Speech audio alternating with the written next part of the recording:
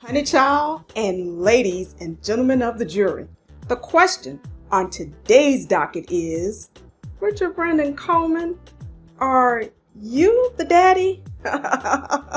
And if you want to find out what's in these paternity suit documents filed against the husband of TD Jakes' daughter, Cora Jakes, i.e. Mr. Richard Brandon Coleman, and whether or not he is the daddy, you better stick around.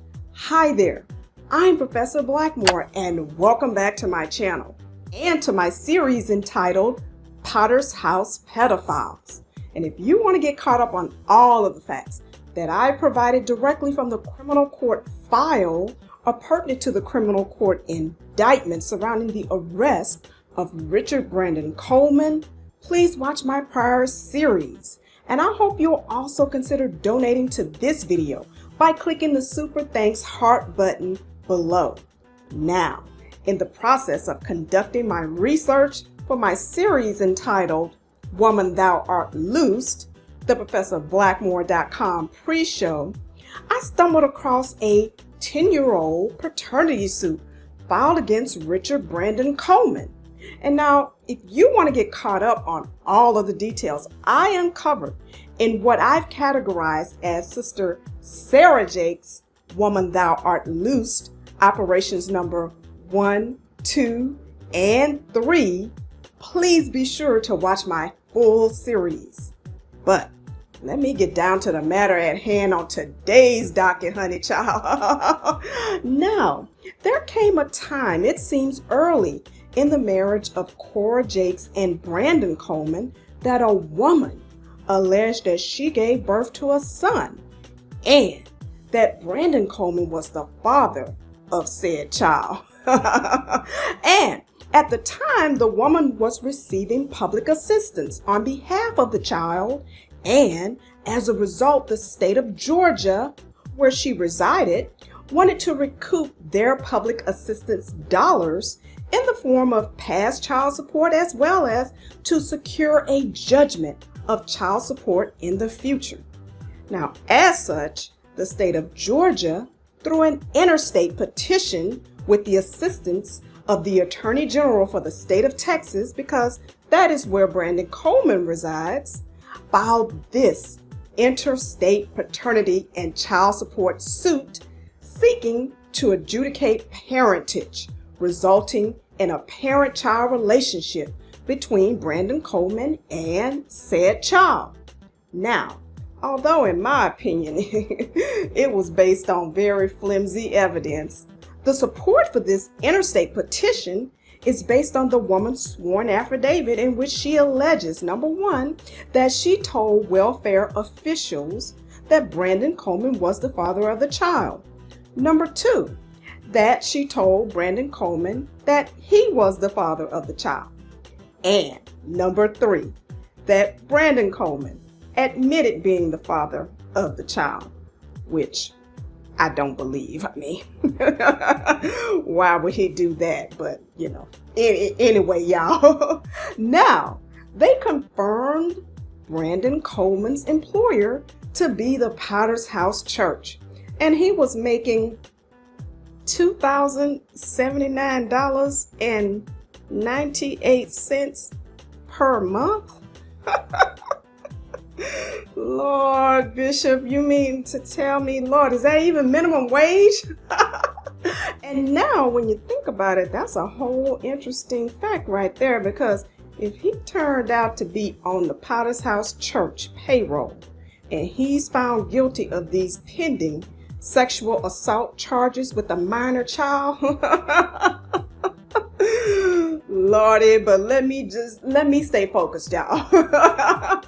And so the petition also confirmed Brandon Coleman's wife to be Cora Jakes Coleman, and that she worked in childcare. They know that he works for the Potter's House, but they say her employer is childcare. I mean, what? You mean like allegedly stealing people's children type of childcare?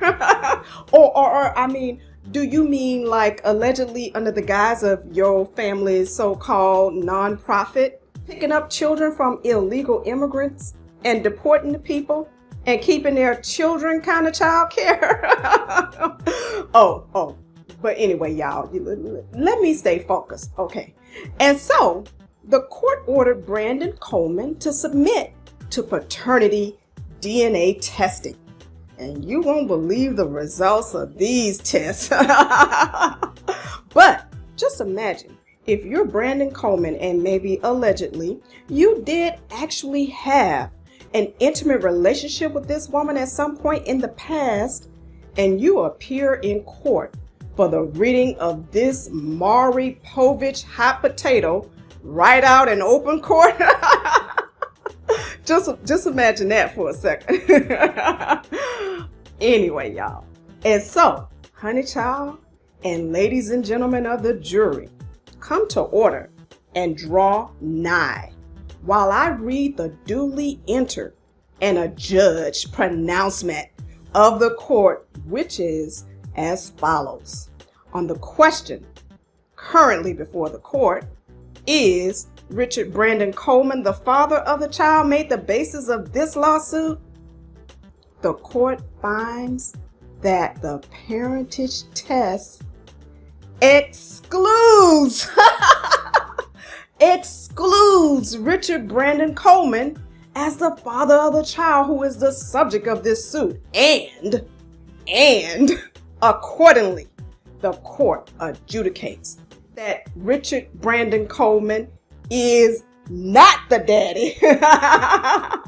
And so now here is the actual DNA paternity test results, which indicate that the probability of paternity is 0.00%, indicating that Richard Brandon Coleman is not the biological father of the child. Now, as y'all know on here, I just ask and report and I let you decide. So, what do you think about this little case? Do you think this woman said, yeah, now that he's affiliated with these Potter's House church people, I'm going to go through all of this trouble and taxpayer expense to see what I can get, when she already knew she had been intimate with multiple partners?